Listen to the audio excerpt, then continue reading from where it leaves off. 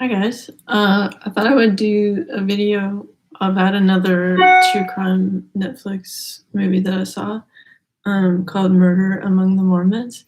And I noticed that like there were a lot of red flags um, during Shannon Flynn's interviews and stuff. And just to introduce myself, I started out as an artist early in my 20s and stuff, a musician, and then in my 30s, I developed my psychic ability that I'd always had, and then I became a Reiki master and triple flame healer. And I've always had an interest in analysis. Maybe, if you believe in astrology, like I'm a Virgo, so it's like part of that type of profile. And anyhow, so when I was raising my kids, I learned some handwriting analysis, and then like I don't know, 5 years ago or so, I started learning statement analysis, and then I actually got a certificate from like a really really excellent teacher. And then I also have this budding interest in body language analysis. I'm not formally trained in that, but I've like watched some other analysis by others and read some books on it. So I might like, this is just a very casual, hey, how you doing? By the way, I see some red flags. It's not like a really like in depth and like a statement analysis thing. I'm just sort of like, heads up, you may want to look at this guy again. I think the detectives might have missed something. Anyway, so for what it's worth, I guess you could say this is for entertainment purposes only, but it is like backed by some knowledge. Okay, so I just like videotaped. It's like an old thing to say, but I'm old. Anyway, I captured on video some little clips of him talking, and I will play them back and like just give my 2 cents. Now, you are a close associate of Mark Hoffman's and involved in some of his business dealings. I have to ask you the same question I asked Brent straight out. Are you involved in any way in the bombing? In no way whatsoever. All right. I know it's only been a few hours, but what do we know? Okay, so when he's first asked the question, he just like makes his whole face like smaller and like it's like holding back talking, and then instead of giving like a reliable denial when he's asked if he was involved, he says something completely else. So he's not saying no, I didn't do it. Like he's like embellishing and being much too formal about his answer. Like it's not just like no, like people that don't do stuff have more of a reliable answer. Okay. What about Shannon Flynn? LDS church historians say they never bought anything from Shannon Flynn, but they say he was often seen with Hoffman whenever Hoffman had business with church officials. Flynn says he was with Hoffman as late as 10 p.m. the night before the bombings. Explain to me, you were with him the night before the bombings. Was not. You were not. No. Do you know what Mark was doing the night before the bombings? When was the last time you saw Mark prior to the bombings? Well, my mind's very thin, but it could have been during the daytime. But a phone call or see him, but I don't know. So that's possible. Sure. Do you have any idea who is involved? Are Mormon documents in the meantime? Personally, I don't think so. I think this is an exercise in futility upon the part of the law enforcement community. They've spent a large amount of time investigating an interesting subject, but one that I don't think necessarily has anything to do with the murders. Do you have any idea who is involved in the bombings? Well, if I did, I'd be the first one to Keeper's tell. I Delight. have no idea. The problem that I had with people like Shannon is Okay. Wait, just 1 second. Yeah. Are you going? You can go. Go ahead. All right. Sorry. Anyhow, okay. That was like a longer clip. There were like a lot of things to go over in that clip. So just at the end there, like he's like relishing, like he's having Keeper's Delight about knowing stuff right here.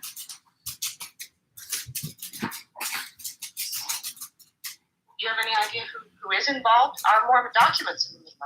Personally, I don't think so. I think this is an exercise in futility upon the part of the law. Yeah, so he's again like embellishing and using like really formal language and like dance and like controlling the narrative. Someone who is like detached from a situation wouldn't feel the need to do that. Okay, just 1 second. You go. Okay. Okay, sorry. Yes. Right. Okay. So.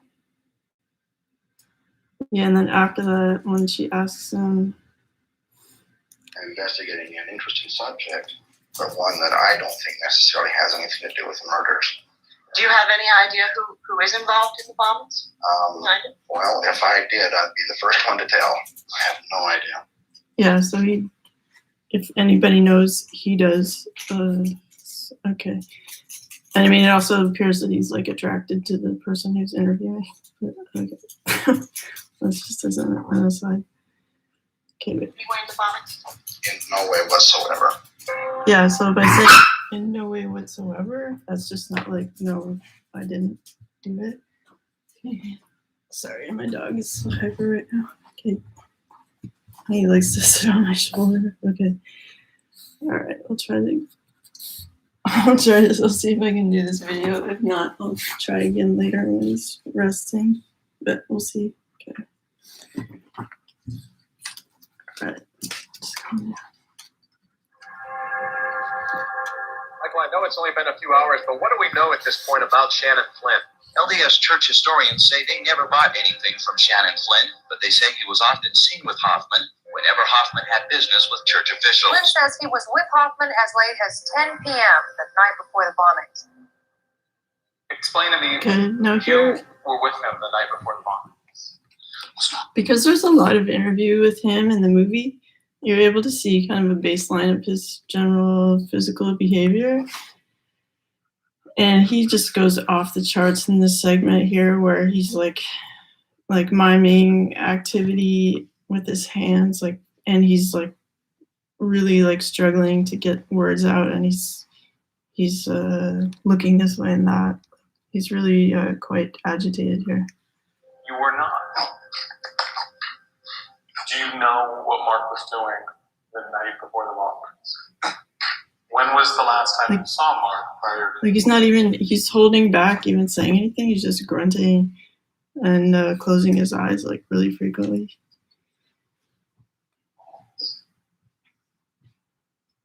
Well, my mind's very thin, but it could have been during the daytime. So A phone call. instead of saying no, I didn't see him, he's basically describing his activities, which were like a phone call and seeing him. Or see him, but I don't know. Like but I mean, he wouldn't even bring this stuff up if it weren't like things that had happened. So that's possible. Sure. He's saying it's possible. Do you have any idea who is involved? Are Mormon documents in the meeting? Personally, I don't think so. I think this is an exercise in futility upon Yeah, so that kind of like sort of narcissistic viewpoint of like the futility of the detective's search. Sorry, my dog is on my desk. What do you want? There's nothing over there. Just relax. Okay. All right. So to me, just in this one clip, there's enough red flags to like open it up again. Like, it seems clear from a lot of the clips that like he had more of a role in it than than he was accused of or was put on trial for. I have my own theory, which is that okay. Wait, one second. Okay, go ahead. Just 1 second. Okay. And that's that possibly like because he was working full time for Mark, it's possible like he might have borrowed his car or borrowed his jacket. Like when this package, the bomb was dropped off, it was in the morning. They live in the desert, like the Utah desert, so it'd be like colder in the morning. So it's conceivable that he would have like borrowed Mark's jacket if it were just laying around. Let's say he saw him in the morning, borrowed a jacket, because this police sketch of the witness that saw the person delivering the package like looks exactly like Shannon Flynn, but it's like people got sidetracked about the jacket, but he and Mark were spending like all kinds of time together planning this stuff, carrying it out, etc. So it seems like Shannon Flynn gets super agitated and angry at Mark by feeling like duped that like he had been the one to drop off this package that was a bomb. So he definitely did have something to do with it, but perhaps didn't know that he might have known it was a bomb, but like perhaps he didn't know exactly like, or if he found it upsetting later, whatever. But like I see, it sort of seems like from what he was saying that he's the one who dropped off the package and felt like deeply upset that package had killed somebody. Okay. Part of the law enforcement community.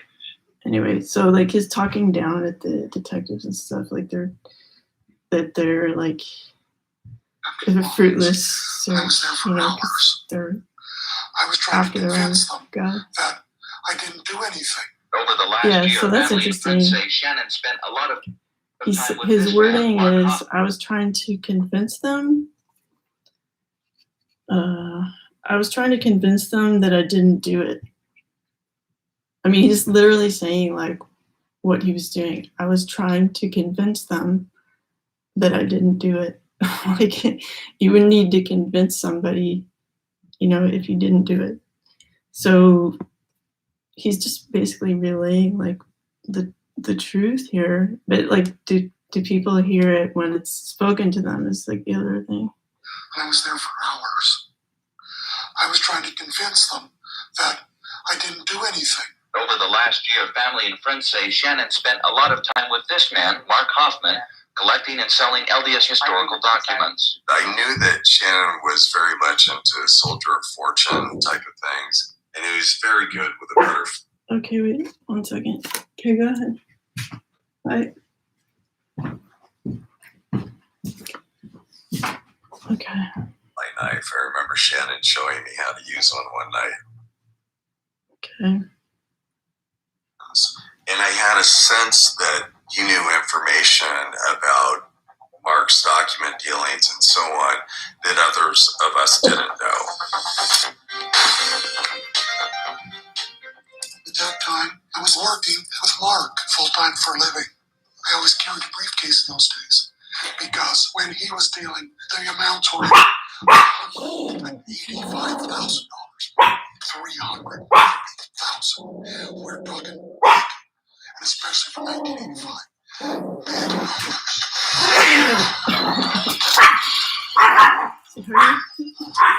Just 1 second.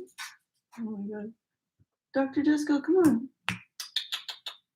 I don't know. Well, if my dog is too loud, I'll have to start the video later, but I'll try. All right. So yeah, he's fully aware of like all the stuff that's been going on. And later on in the clip, he talks about how first he's asked like, will you talk about like how good Mark was at doing these forgeries? And first is like, no, I could ask somebody else, like it's too sensitive. And then a second later, he's talking about what a genius he was and like how he was privy to like his expertise of creating these false documents and everything.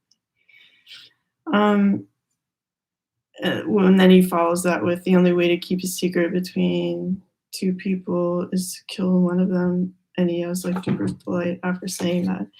So, okay.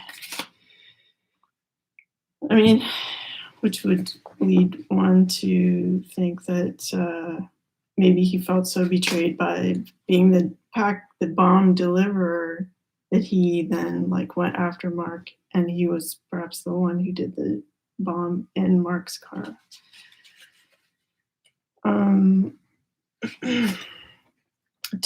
To then like fulfill that mission of the only way to keep a secret between two people is to kill one of them.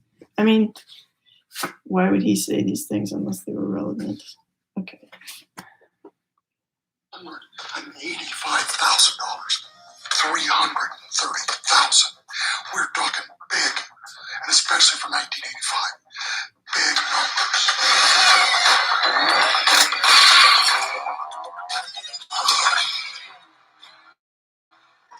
Mark had purchased a Toyota MR2.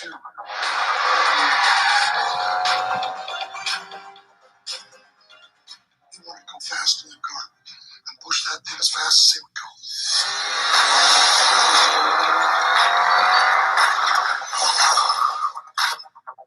And in those days, I had real interest in firearms. Mark gave me the money to purchase an Uzi.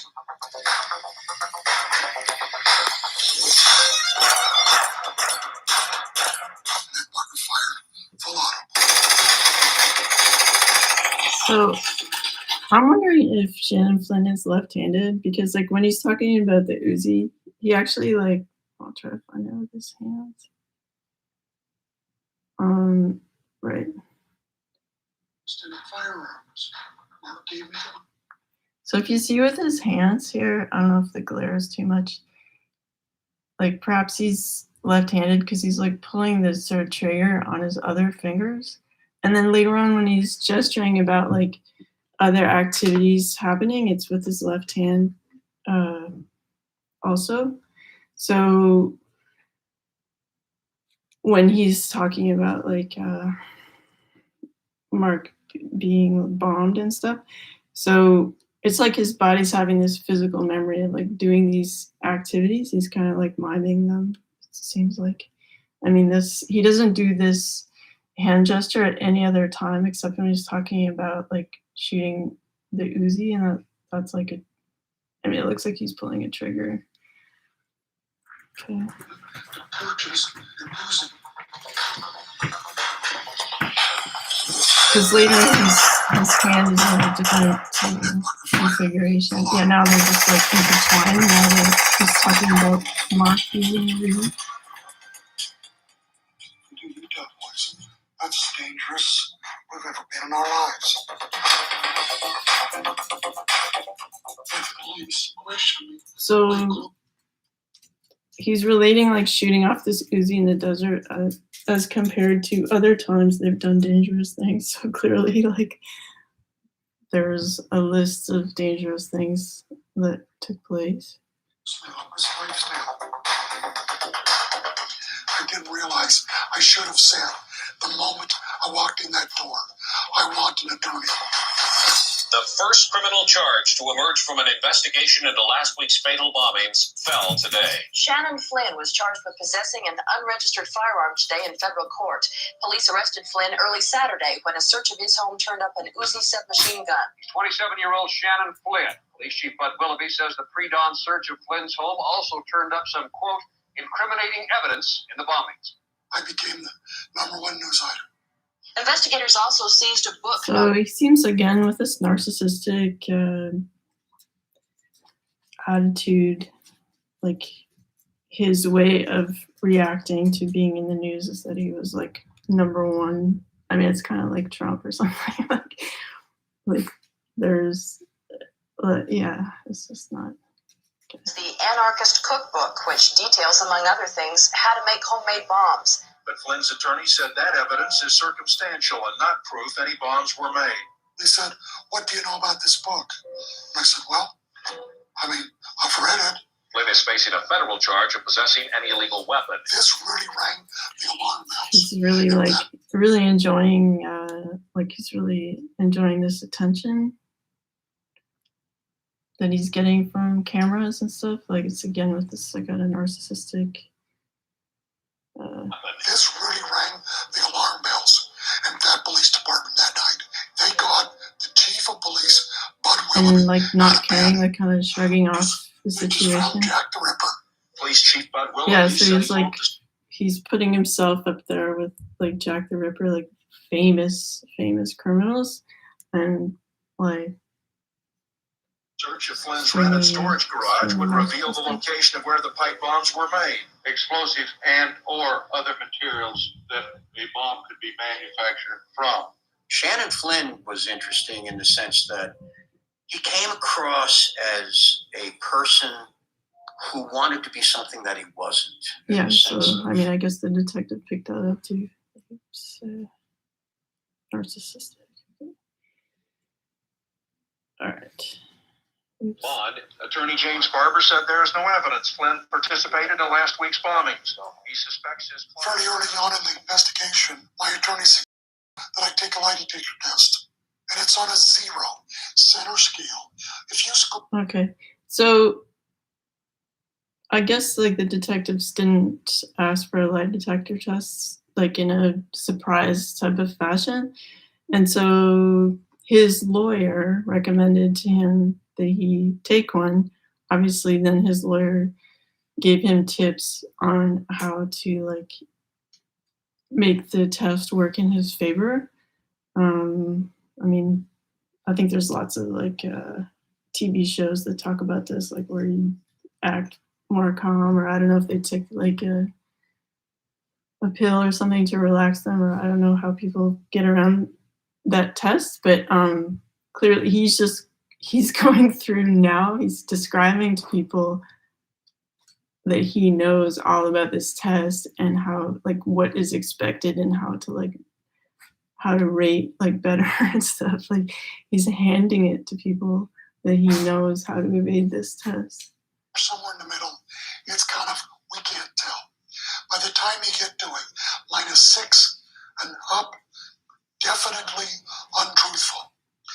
+6 and up, definitely truthful. I scored a +12. Congratulations. and the search But it's like you basically told everybody now that you studied how to get around this test. Okay.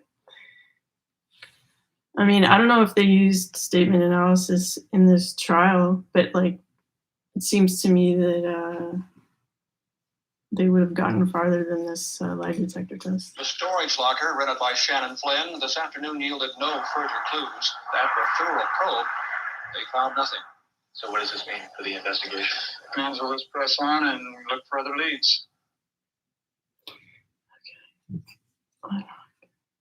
Make something break in the case. And I'm just a little pawn in a very big game. I just got crushed in the traffic.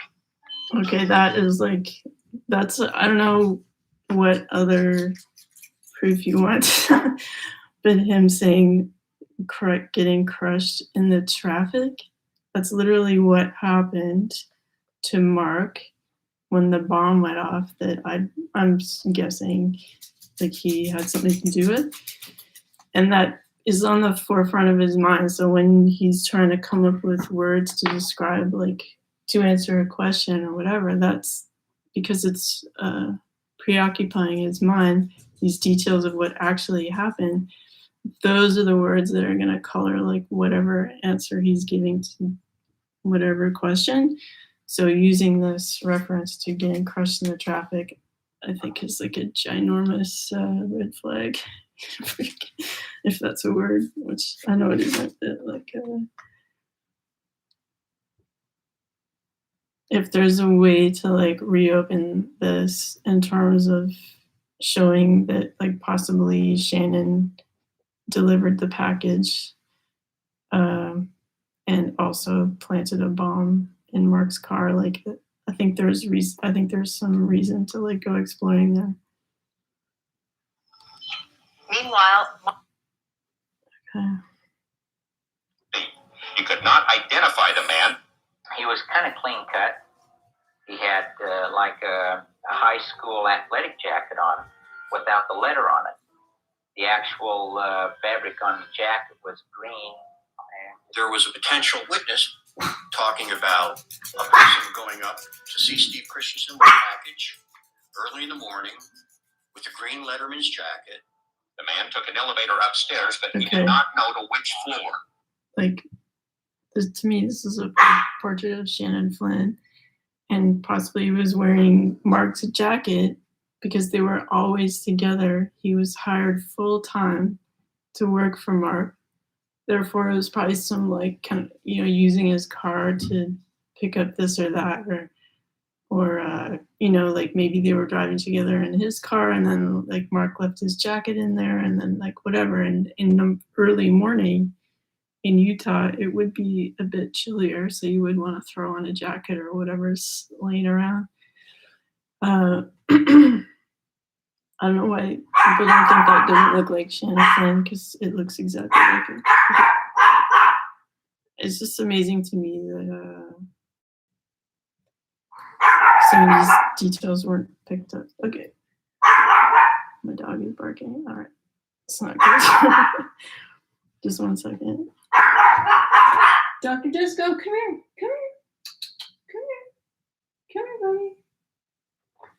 I don't know if I can make him quiet. Okay. All right. Just brown wrapping paper, and up in the left-hand corner was a Okay. And I want to mention, I did no drinking. Just watched. Wait.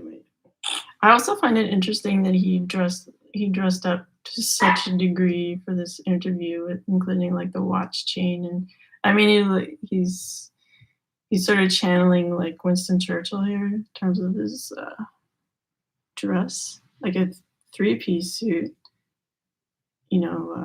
custom made, looks like, and just that like self-valuation that is like above the appropriateness of the situation, you could say. Like he's not in this case going to a formal event, but it's just to me like this narcissistic quality is apparent, and with narcissism comes like a lack of empathy and like other attributes that could lead someone to behave badly. And I want to mention, I did no drinking. So it's like when he's saying like he did no drinking, but then he's giving this look of like, you and I know that's not true, or what, it's like it's making more out of it than he needs to. I mean, someone who just didn't do anything wouldn't have that kind of memory or that reason to give that extra long look. That extra long look is like him seems like accessing memory. Otherwise, you just say like, I wasn't drinking that night, because you don't have anything in your hard drive about drinking to access, so you wouldn't go down this sort of tunnel of memory like, I didn't drink. It's like, I don't know. Sorry, I just want to like reinforce that this is a really casual video where I'm sort of going over a few things I noticed having to do with statement analysis and just things I'm noticing about him. Obviously, if I was being asked to do like a real analysis of something, it would be much more thorough. But I do think that even just the things I already mentioned are reason enough to reopen the case, and look at Shannon Flynn's culpability. Watched. Anyway, within an hour, 15 16 doubles, straight beats. Justin Scherer said, "See, you're drunk," he said. I mean, for someone who supposedly doesn't drink, he certainly knows more terminology about drinking than I do. Like, I don't know if I've ever used the word neat in a conversation. Like, he clearly knows his way around alcohol and everything. "No, I'm not." So he said, "Stand up." Mark did. He said, "Walk around this table. No wobble, no waver, nothing." Now, the back end of that story is we finally went up to our room. Okay, this is like just an aside, but okay. They're sharing a room, our room, and there's a back end to the story. So I'm kind of thinking just my own little thing here is that it's quite possible they were in some kind of relationship, because he then refers to going back to Utah, where this like other life, this separate, different life is occurring. And in the bathroom and just puked himself. Great. This is coming from a person who never drank. He grew up Mormon. This was not normal. So Mark lived this lifestyle, kind of, we'll do some business, flash some cash, and we'll drink our heads off, and then we'll sober up and go home. Back to the regular Mormon life. Yeah, so there's the regular Mormon life, and then there's the life they share together, which is completely different, which is indulging in various things. Okay.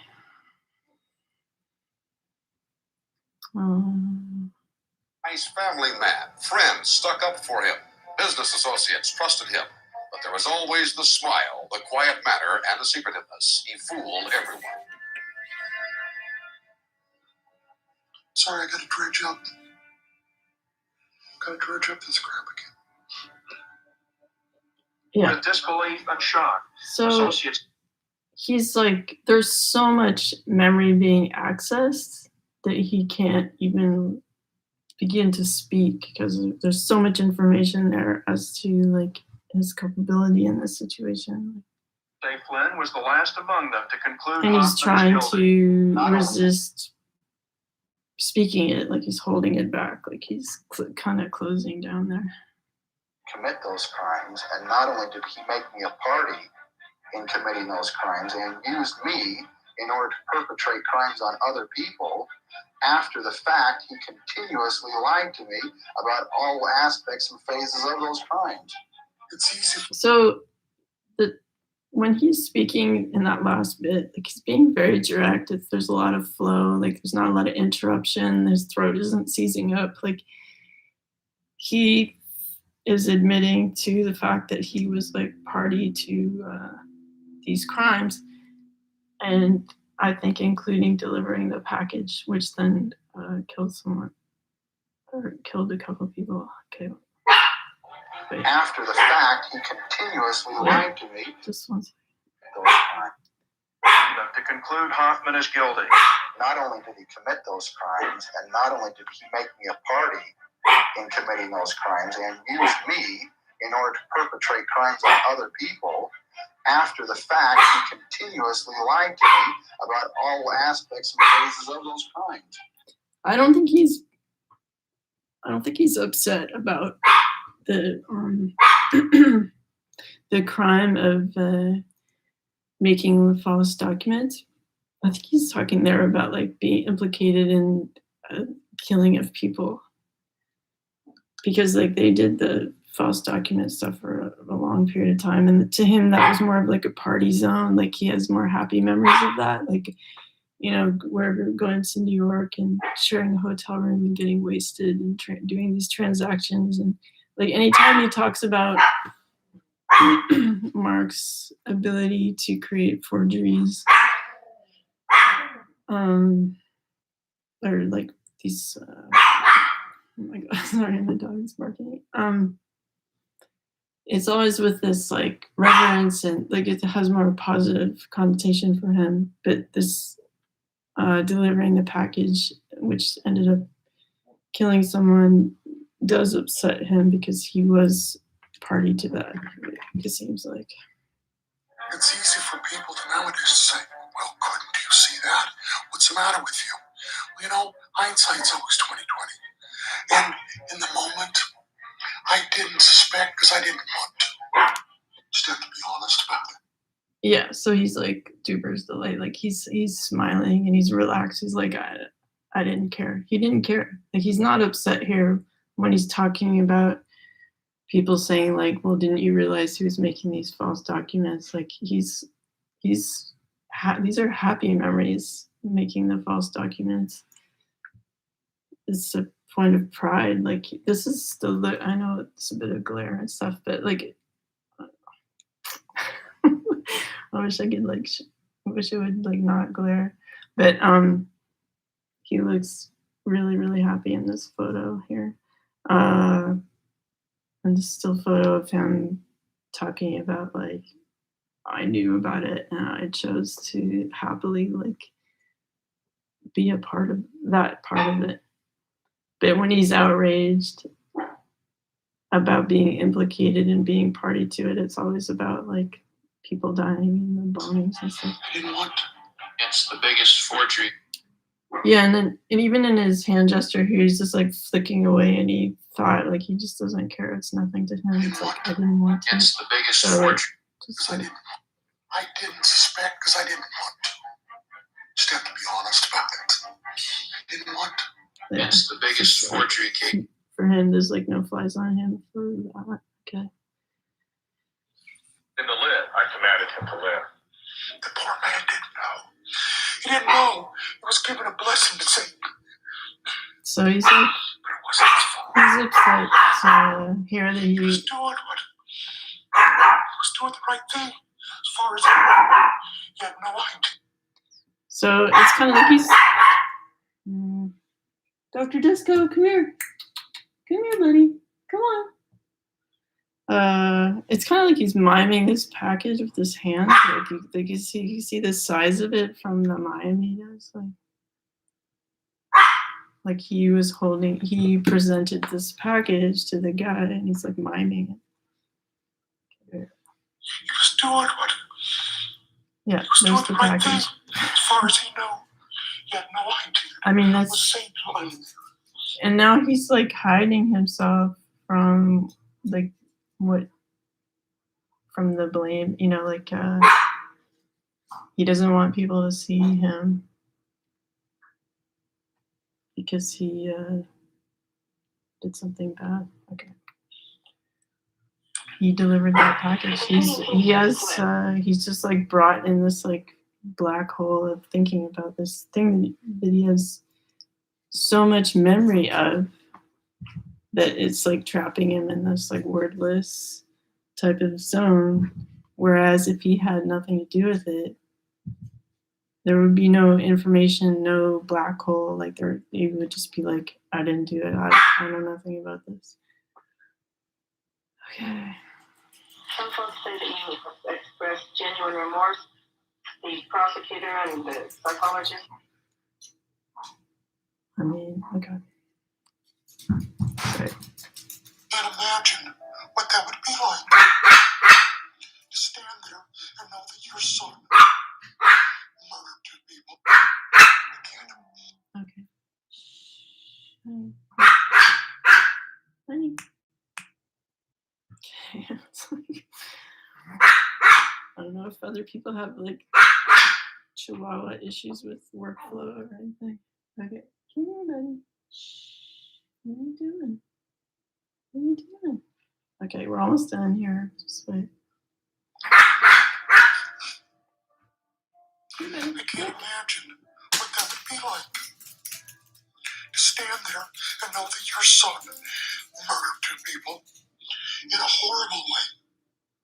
Yeah, so he has so much emotion around this that it's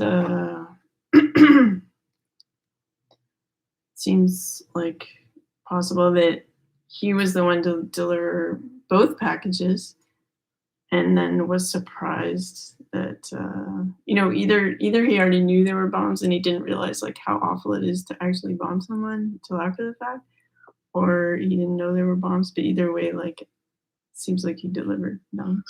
Cruel, as callous as it could be. Putting those nails in that pipe bomb for Steve Christensen. Okay, so either he saw nails being put in or he put them in himself. I mean, he's like the owner of that book about how to create pipe bombs. You wouldn't mention putting nails in a bomb unless it's something that you witnessed or did. He just wouldn't have that information handy. It wouldn't be on the tip of his tongue. Flynn hasn't spoken to Hoffman since Hoffman's attorney cut off contact between the two men.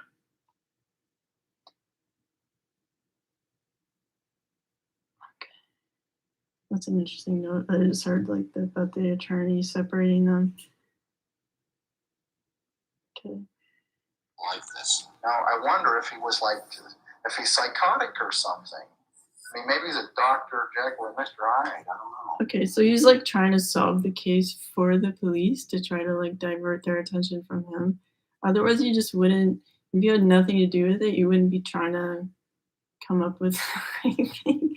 It wouldn't be in your interest to just go and like riff off like, well, this could have been what happened, or maybe it's because of this. Did you think about this? Like, to go down this road with it, like I've never seen leading a component of a polygraph test. So he had been practicing these techniques for maybe 20 years when he came upon the situation to take a polygraph test. I've never seen an individual like this. Now, I wonder if he was if he's... So obviously, because they worked so closely together, and at one point they were still in communication before the attorney like split them up.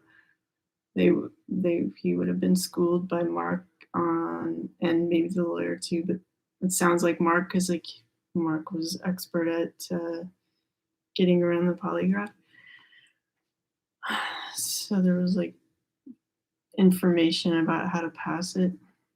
Psychotic or something. I mean, maybe he's a Dr. Jekyll and Mr. Hyde. I don't know. Okay. It's awful. It's awful what he did.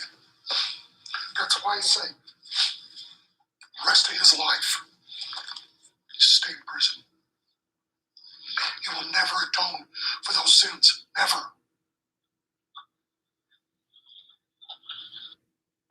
He could be talking about himself never atoning for those sins that he committed, that he's like outraged about. Okay. Very good at what he did. Possibly the best ever. Because why else would he like guess that somebody else will never atone? Like, don't make me answer that. Yeah, don't make me answer that. Don't make me answer that. Actually, no, I can't wait to answer Let that. somebody else do it. Let somebody else do it. Meaning, I want to make a hero out of him now he's gonna make a hero out of him. because he was fantastic. Okay. No one has come close to doing what he has done. The depth of knowledge and understanding and his autodidactic. So, like, for him, he obviously, like, it was a thing of beauty for him to witness these years of this deception and, like, how he went about it. Like, he has no negative association with any of that stuff. It's like, it's reverence. Ability is unprecedented. His ability to deceive unparalleled. Yeah, I mean, it's like he has respect for someone who can deceive.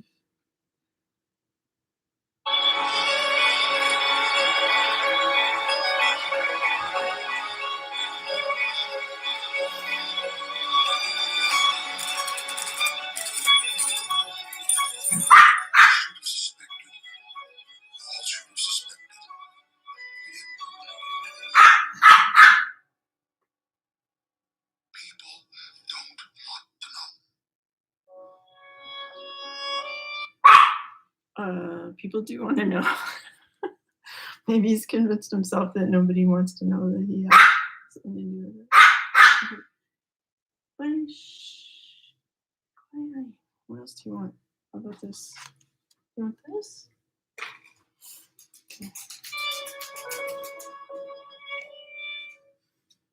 Okay, it's one more video. I think.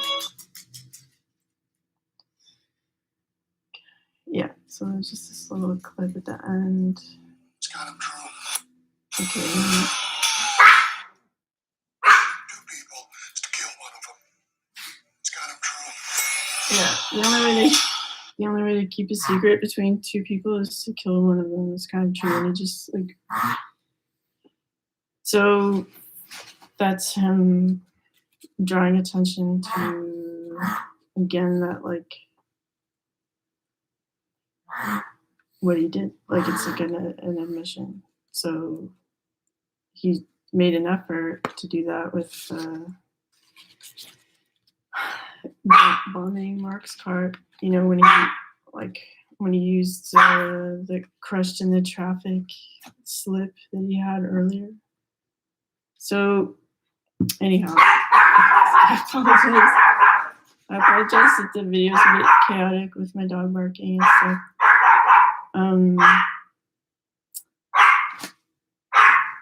So I would just say that like there's reason enough to go like, if they were just using the polygraph,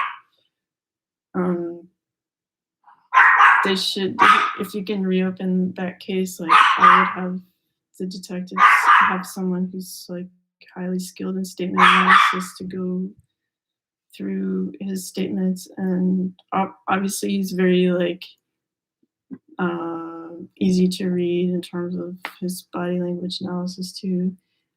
I would also say that if he had a psychiatric evaluation, there'd probably be some borderline stuff that would come up, like narcissism too, like lack of empathy, and that like aggrandizing of him and Mark, and lack of remorse over the long-standing relationship they had doing these crimes of like forgeries and stuff.